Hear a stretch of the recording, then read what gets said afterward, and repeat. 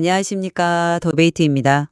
오늘 저희는 도널드 트럼프 미국 대통령이 지금 직면한 이 달러 정책에 상당히 흥미로운 모순점이죠. 그러니까 강한 달러를 선호한다고 하면서도 또 동시에 약한 달러가 가져다 줄 어떤 경제적 이익, 이것도 포기하지 못하는 이런 상황에 대해서 좀 이야기를 나눠보겠습니다. 특히 이 딜레마 속에서 스티븐 미란 전 백악관 경제자문위원회 의장이 제시했던 그 소위 마라라고 합의, 영어로는 마라라고 아코르드라고 하죠. 이 구상에 좀 초점을 맞추려고 하는데요. 이 내용은 오늘 저희가 살펴볼 자료, 트럼프의 딜레마, 강한 달러 vs 약한 달러, 그가 선택할 수 없는 이유, 오늘을 그리다에서도 아주 핵심적으로 다루는 사안입니다. 그래서 오늘 저희 토론의 핵심 질문은 바로 이것입니다. 스티븐 미란의 이 마라라고 합의 구상이 과연 미국의 고질적인 무역 불균형 문제를 좀 해소하고 또 달러 약세를 유도할 수 있는 그런 현실적인 해법일까요? 아니면 그저 국제 금융 질서 자체를 뒤흔들 수 있는 좀 위험천만한 그런 발상에 불과한 걸까요? 저는 이 마라라고 합의가 미국의 어떤 구조적인 문제를 정면으로 돌파하려는 뭐랄까 좀 대담하지만 필요한 시도다. 이런 관점에서 말씀드리겠습니다. 네, 안녕하세요. 저는 그와는 좀 다르게 이 마라라고 합의 구상이 현실성도 좀 떨어질 뿐만 아니라 미국 경제, 나아가서는 세계 경제 전체에 오히려 심각한 해를 끼칠 수 있는 상당히 위험한 접근이다. 이런 관점에서 이야기해 보겠습니다. 좋습니다.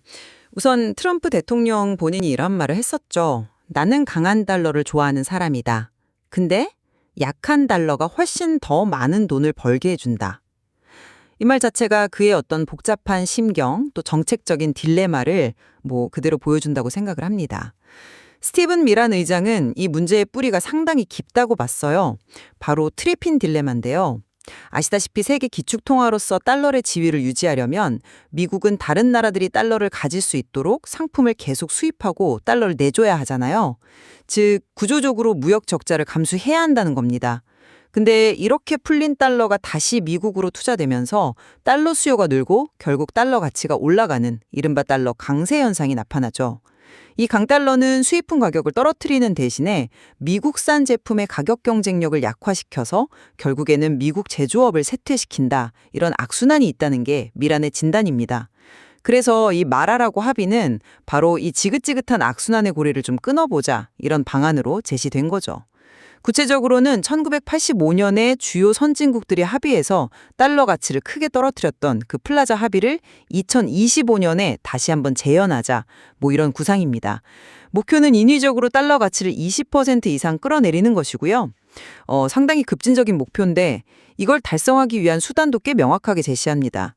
중국에게는 무려 60%라는 초고율 관세를 그리고 다른 모든 국가들에게는 보편적으로 한 10%에서 20% 정도의 관세를 부과하겠다는 겁니다.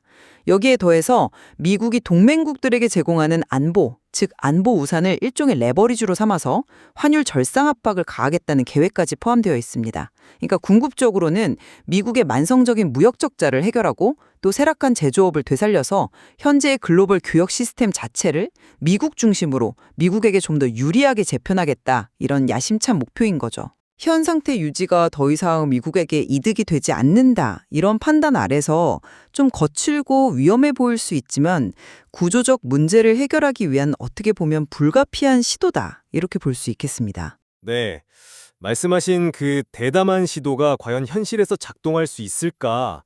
이 부분에 대해서는 저는 상당히 좀 회의적입니다.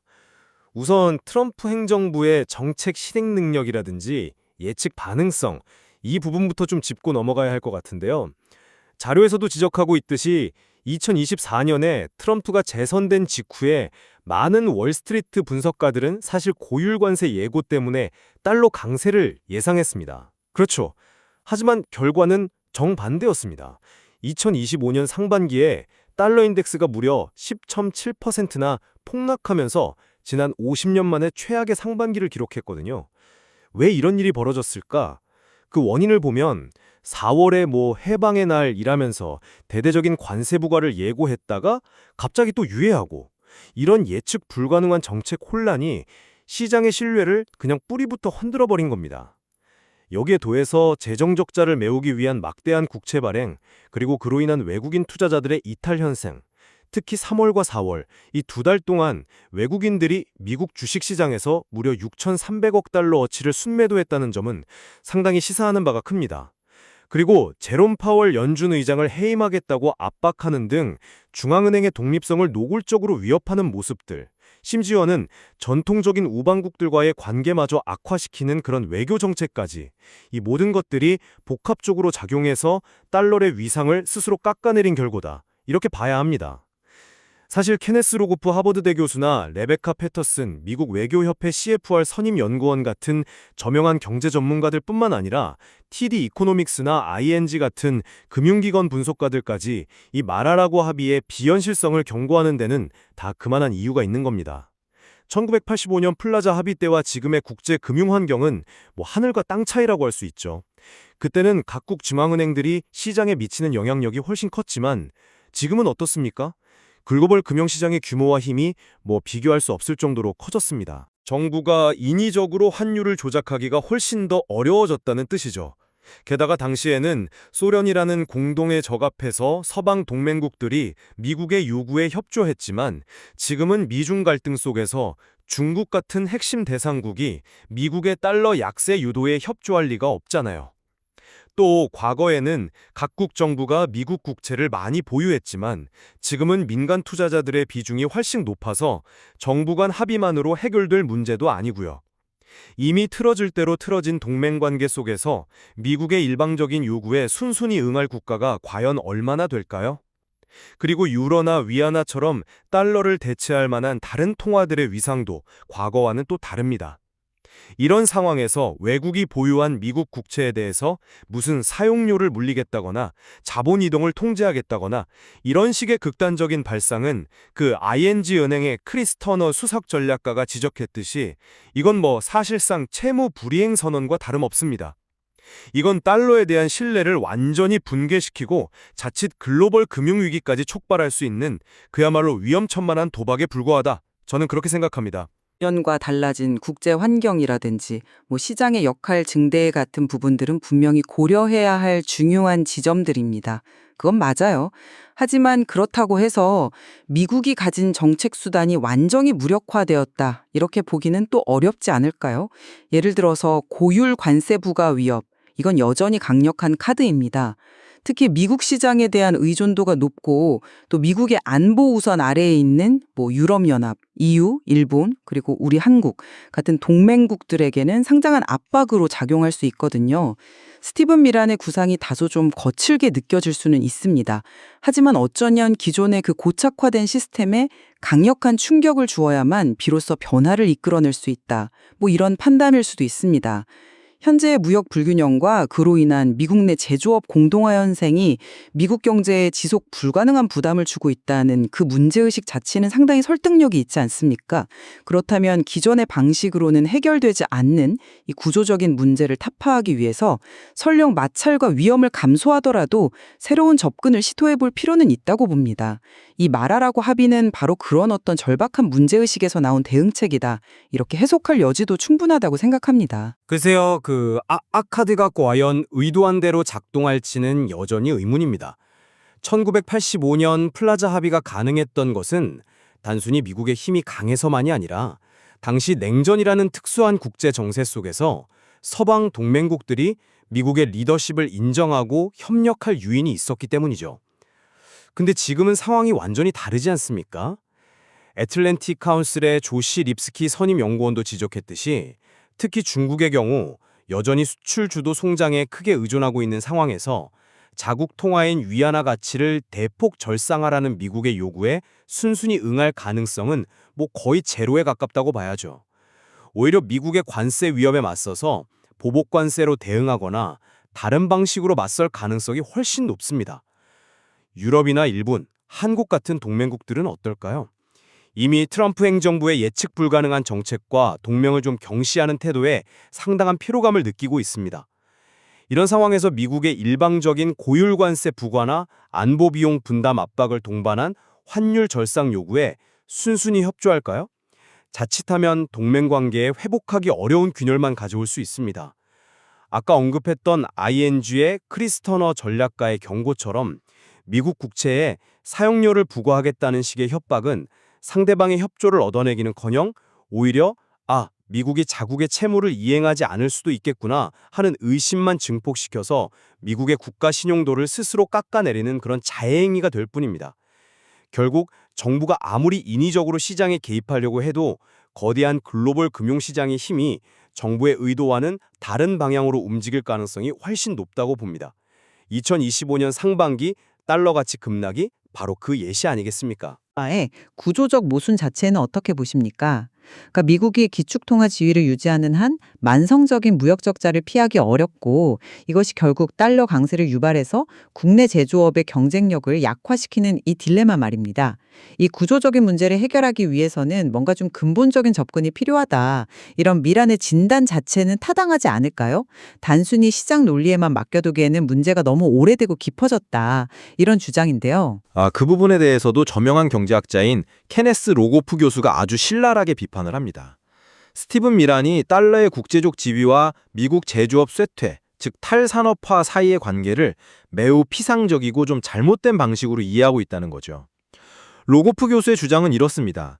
기축통화 지위가 미국에게 주는 이점들, 예를 들어서 다른 나라들보다 훨씬 싼 이자로 돈을 빌릴 수 있는 능력이라든지 혹은 국제사회에서 금융 제재를 통해서 강력한 영향력을 행사할 수 있는 힘 같은 것들이요. 이런 이점들이 그로 인해 발생하는 약가의 무역 적자나 제조업 부담 같은 비용보다 훨씬 크다는 겁니다. 즉, 미국은 달러 패권을 통해서 사실 막대한 이익을 누리고 있다는 것이죠. 이걸 가리켜서 과도한 특권, exorbitant privilege라고 부르는데요.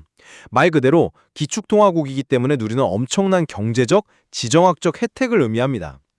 근데 미란의 방식처럼 인위적으로 달러 약세를 유도하고 달러의 신뢰도를 훼손하는 것은 바로 미국의 이 소중한 과도한 특권을 스스로 걷어차는 좀 어리석은 행동이 될 수 있다. 이런 경고입니다.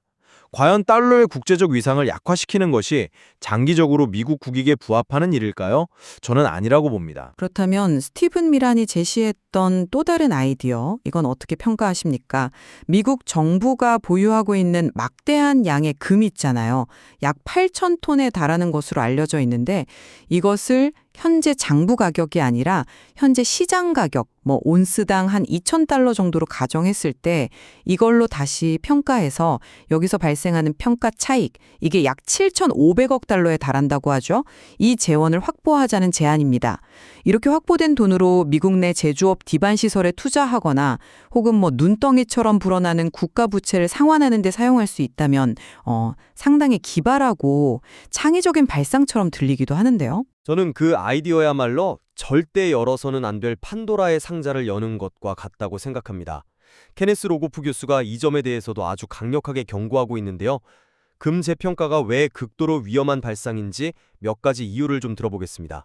첫째, 금융시장은 정부의 이런 행동을 더 이상 정상적인 방법으로는 재정 문제를 해결할 수 없으니까 회계장부 조작이라도 하겠다는 건가? 즉, 재정 규율 포기 선언으로 받아들일 가능성이 아주 높습니다. 이건 정부 재정에 대한 신뢰를 심각하게 훼손할 수 있죠. 둘째, 갑자기 정부가 금의 가치를 재평가하면 이건 사실상 폐기되었던 근본이제로 회귀하려는 시도 아니냐? 이런 논란을 즉각적으로 불러일으킬 겁니다. 이건 전 세계적으로 금값을 폭등시키고 정말 걷잡을 수 없는 인플레이션을 유발할 위험이 있습니다. 셋째, 미국이 금의 가치를 중요하게 여기기 시작하면 달러 패권에 도전하려는 중국이나 러시아 같은 나라들이 가만히 있을까요?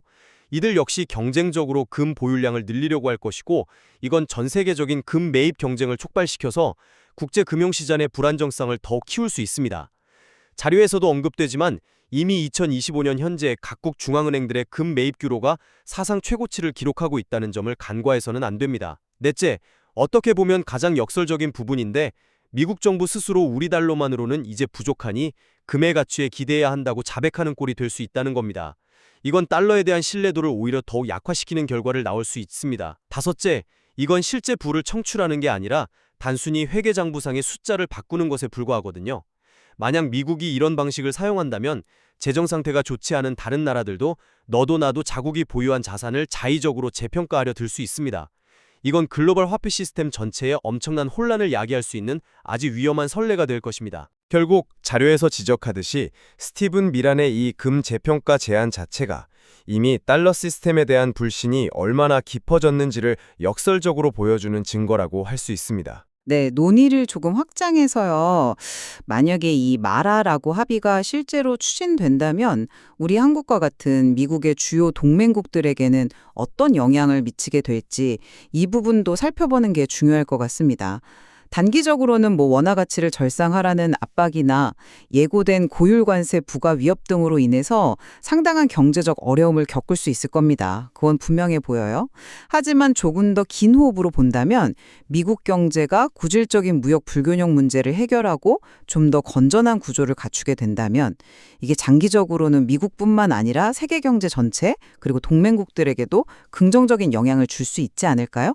특히 한국 경제의 경우 과도하게 수출에 의존하는 성장 모델에서 좀 벗어나서 내수 기반을 강화하고 경제 체질을 개선해야 한다는 지적이 오랫동안 제기되어 왔잖아요.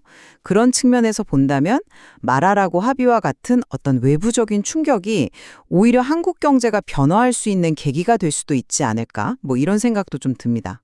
부정적일 것이라고 우려합니다. 자료에서도 상세히 분석하고 있듯이 한국은 여러 가지 측면에서 마라라고 합의의 핵심 표적이 되기에 너무나 완벽한 조건을 갖추고 있습니다. 그렇죠. 우선 미국과의 강력한 안보 동맹 관계에 있죠. 그리고 미국을 상대로 상당한 규모의 무역 흑자를 기록하고 있습니다. 또한 막대한 양의 미국 국채를 보유하고 있기도 하고요.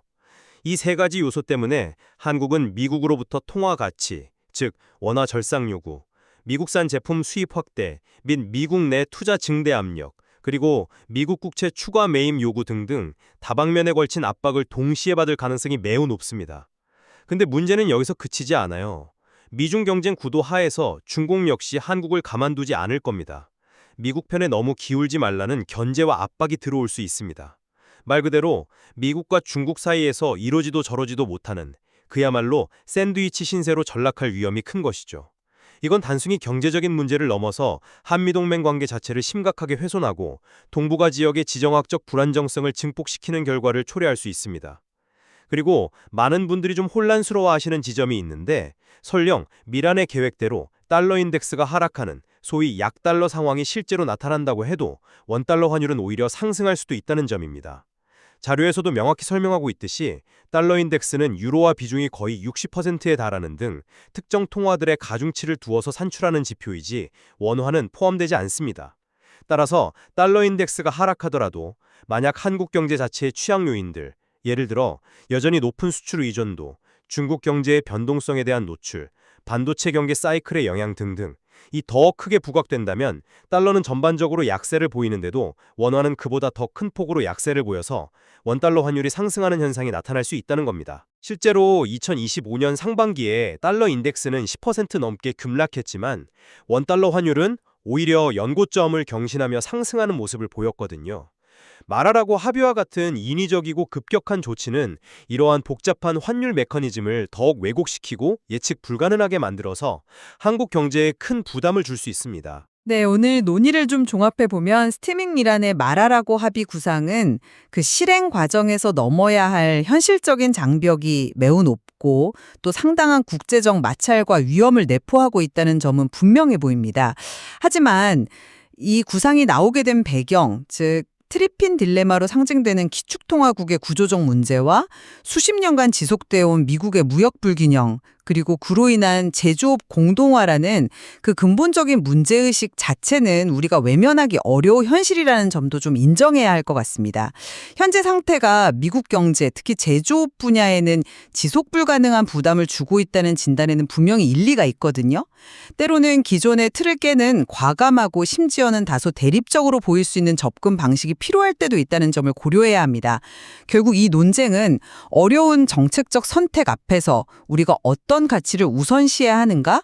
예를 들어서 단기적인 안정과 예측 가능성을 중시할 것인가? 아니면 장기적인 구조 개혁을 위해서 위험을 감수할 것인가 하는 어떤 근본적인 딜레마를 보여준다고 생각합니다. 저는 그 문제의식에는 일부 공감할 수 있을지 몰라도 제시된 해법인 마라라고 합의는 근본적으로 잘못되었고 지극히 비현실적이며 매우 위험한 발상이라고 최종적으로 평가할 수밖에 없습니다. 이 구상에 담긴 구체적인 방법들, 예를 들어 초고율 관세 부과, 안보를 이용한 환율 압박, 국채 사용료 부과 위협, 심지어 금 재평가 같은 아이디어들은 원래 의도했던 목표, 즉 무역 적자 해소나 제조업 부활을 달성하기는커녕 오히려 미국의 국제적 신뢰도를 땅에 떨어뜨리고 오랫동안 쌓아온 동맹 관계를 망가뜨리며 결과적으로 글로벌 금융 시스템 전체를 극심한 불안정 속으로 몰아넣을 가능성이 훨씬 높다고 봅니다. 어쩌면 존 윌리엄스 뉴욕 연방준비은행 총재가 지적했던 것처럼 미국의 진짜 문제는 외부적인 불균형이 아니라 미국 내부의 구조적인 문제, 즉 소득과 부의 격차 심화로 인한 사회적, 경제적 디스애그레게이티드 비헤이비어, 다시 말해서 경제 주체들이 처한 상황에 따라 너무나 다르게 반응하고 행동하는 현상일 수도 있습니다. 만약 그렇다면 이것은 말하라고 합의와 같은 거시적이고 대외적인 조치만으로는 결코 해결할 수 없는 훨씬 더 복잡하고 다층적인 문제일 것입니다. 네, 오늘 저희는 스티븐 미란의 말하라고 합의 구상을 둘러싼 두 가지 상반된 시각을 자세히 살펴보았습니다.